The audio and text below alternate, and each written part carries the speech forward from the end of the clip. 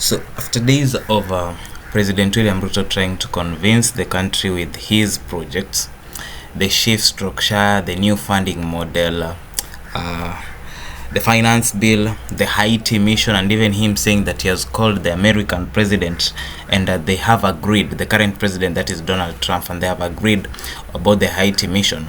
The president is now reverting back to the old ways used by his predecessor, that is President Uhuru Kenyatta. First, the Haiti mission has backfired because the American president has withdrawn the support or the funding for that mission that was being funded by the former president, that is Joe Biden. Second, President William Ruto, first thing he did was he did away with the finance bill and he had to revert back to the Finance Act 2023, if I'm not wrong.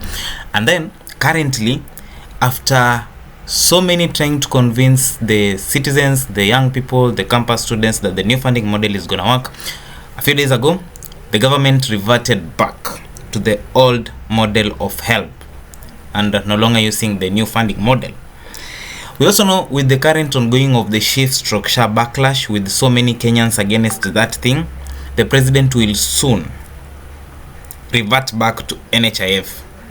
Okay, and then the other thing that the president might revert back is the thing to do with the cows and livestock bill. But the question is, why is the president going back to the things that he had said is trying to change?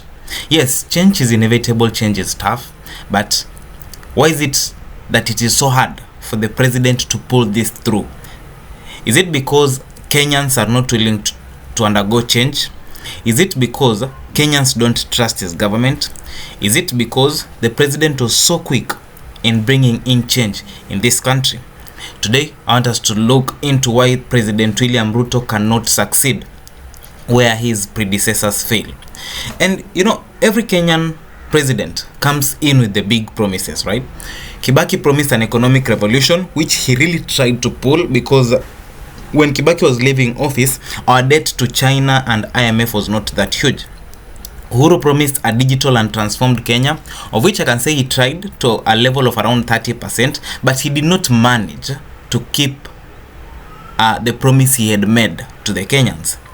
William Ruto came with the bottom-up prosperity, of which he abandoned it, decided to embrace dynasty. Okay, but now history shows us that the system always wins, because Kibaki came, tried, didn't manage. Uhuru came, tried, didn't manage in 10 years. Ruto has come in less than 3 years. He has not managed. He's going back to the system ways. So the big question I have is, can Ruto succeed where his predecessors failed? Let's break this down. Now, ladies and gentlemen, stay tuned, because by the end of this video, you will see why Ruto is already facing the same problems that doomed the previous governments, and why it's gonna be really hard for President William Ruto to change this country right now. So, you need to understand this, that Kenya's problems are bigger than one president. Let's start with the basics. Kenyan problems are deep-rooted. Corruption, tribalism, runaway debt, and political betrayals have been the norm for decades.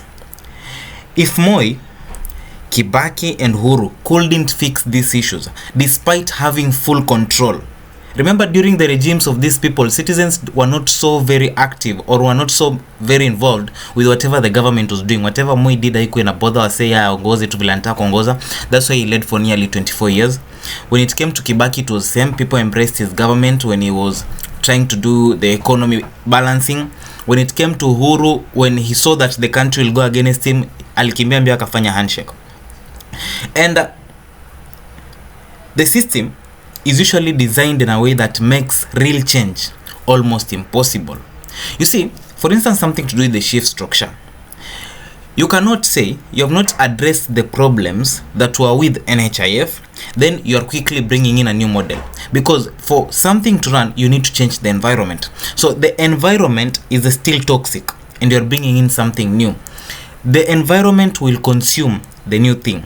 And that's why you see so many Kenyans are not able to access this shift structure thing. Also, the new funding model. issues with bans. Corruption is a problem that to uproot it will take maybe decades to uproot corruption in this country. So it comes with bans. You have to be placed in band 1 to band 5, and obviously the person will be placed in band 1. You will discover that that person should be in band 5. Why? Because the father is able to bribe, or the father knows someone who knows someone who knows someone. So the things to do with corruption, tribalism, and you see, even the president himself, he cannot correct the country because heads of all parastatals in this country are from his tribe. So he is the most tribal man I think I've ever seen in this country, because how come all parastatals are led by Kalenjin? So you cannot change a system that you yourself, you are doing what that system is doing. The other thing that will block the president from changing this country is corruption and cartels. And when you talk about corruption, every president comes in saying they will fight it, but in the end, corruption fights back. Kibaki, let me take you back to the reign of Kibaki. Kibaki fired corrupt ministers, but corruption still thrived in his government. Uhuru set up the DCI and the EACC to go after corrupt officials, but even his own people were caught up in scandals. And I don't want to mention them, but you remember the likes of Mike Sonko, they were caught up in corruption scandals. Ruto is promising the same, but will he dare go after the same people who helped him rise to power? And also at the same time, Ruto himself is known to be the master of corruption. So will he go after himself to change corruption? Now, in Kenya, you need to realize that corrupt cartels control the key sectors of this country: the government tenders, fuel, agriculture, and imports. And right now, Ruto is dealing with the same people who sabotaged past governments, because cartels are the people who determine who will be into power. So will Ruto go against the cartels who will take him back to power in 2027? You see, when Kibaki took over, he managed to grow the economy while keeping debt low. Uhuru borrowed heavily, leaving Kenya with over 10 trillion Kenyan shillings of debt. Now, you see, Ruto doesn't have much room. He needs money to run the country, but most of the budget of this country is going to debt repayment. If past presidents struggle with a smaller debt, how can Ruto succeed with this financial burden? That's why unaona anakimbia IMF. Wakati wa Biden, he ran to US to get money because he needs money to run the government. And the taxes, that's why alipandisha tax, because he's trying to find a way. Maybe nipandishe tax 50 or 60% ilipe debt, 40% tutumie kwa nchi. But it's also hard because the debt this country has is really huge. You see, the other thing that is really difficult for these people to deliver is the political promises versus the reality of this country are two different things. During campaigns, everything sounds easy, but once in power, reality hits hard. And Ruto's bottom-up economic model was a great slogan, but implementing it is a very different story. The cost of living is skyrocketing in this country, taxes are going up, the shilling is weakening, Kenyans are already feeling the heat. You see, just like Uhuru's the Big Four agenda and Kibaki's Vision 2030, Ruto's plan remain just that, plans. Because if you ask me, we even don't know whether in 2030 Kenya will have achieved whatever Kibaki was advocating for, the Vision 2030. And the next thing is that the deep state and hidden forces at play can really hinder this president from changing the country or even succeeding in whatever he wants to succeed in. Because let me ask you this question: have you ever wondered why every president faces opposition from the system? Kibaki was frustrated by Mwai era politicians in his government. Uhuru struggled with Ruto's influence in government, leading to their fallout. Now Ruto is facing his own battles, with Raila and Uhuru allies still holding key position in his government. You see, the so-called deep state never really goes away. It's just a shift of loyalty.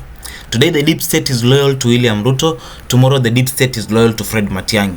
The next time the deep state is loyal to Babu Owino. So the deep state is usually there to stay. It can never go anywhere.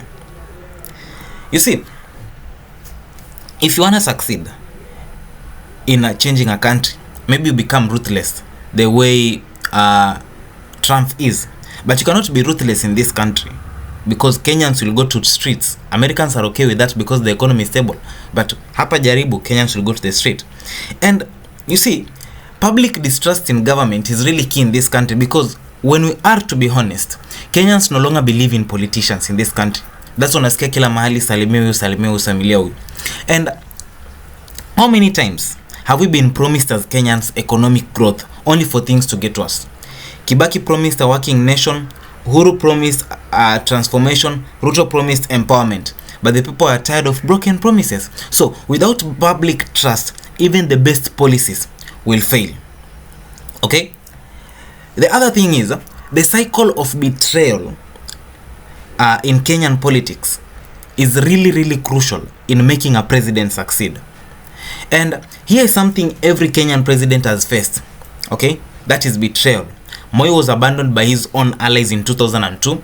Remember, I gave you a story when Raila decided to walk out of government with some ministers. Kibaki was betrayed by Raila in 2005. Uhuru fell out with Ruto despite their strong Jubilee bond. Ruto is also likely, very likely, to be betrayed by his own people before 2027. Why am I saying this? You see, in this current government, how these leaders, angalia Kimani Ichung'wah, he was a diehard, but right now he's like shifting back so that anajua anaweza lose kiti yake ya UMP. So it's better he protects the elected seat than wait for an appointed seat then ashiftiwe kaki na Aisha Juma. So look at Kimani Ichung'wah, some of the governors, they're already speaking against the shift structure that they should be supporting. So it's evident that come 2027, Ruto might also be betrayed by his own people. Politics in Kenya is just a game of survival, and betrayal is part of that script. Where does the card fall? The card falls with Matiang'i and Uhuru. So what do? I betray Ruto, I join Matiang'i and Uhuru. Now, the second last point. The economy of this country is worse than before. That one we can all agree. Because unlike Kibaki, who inherited a stable economy, Ruto is taking over during one of Kenya's worst economic crisis. Okay, inflation is rising, fuel prices are high, and businesses are struggling in this country. Foreign investors are pulling out of this nation, and Kenyans are feeling the pressure of high taxes. If previous governments struggled with fewer economic problems, how can Ruto perform miracles right now? Okay, he has a very huge burden to solve. So he cannot conduct a miracle. You see, the thing is this. Even if Ruto proves everyone wrong, after looking at the long history, can he really succeed where others failed? The odds are against him. That's something I cannot lie. The odds are against President William Ruto. Corruption, debt, cartels, betrayals. That's why I even say president should not trust the likes of Akina Uhuru and Raila. How a weekend government yake. That will be his main downfall in 2027 when these people walk away. And they realize he's all alone, because every force in this country is working to take Ruto down. Okay, unless Ruto finds a way to break this cycle, he might end up just like his predecessor, because I don't see any way the president is gonna survive this. Taking in the broad-based government, angefanya chenye Uhuru alifanya na handshake. Yes, we had a handshake, but never took in Raila men into cabinet. Albaki na kina Matiang'i. That was the same thing that Ruto should have done. But right now, all odds are against him. Anyway, what do you think? Can Ruto break the cycle, or will he follow the same path as past presidents? Drop your thoughts in the comment section, and also don't forget to like, share, and subscribe for more political insight. This has been the Politician Diary. My name is Mobali Derrick. Have yourselves a lovely week.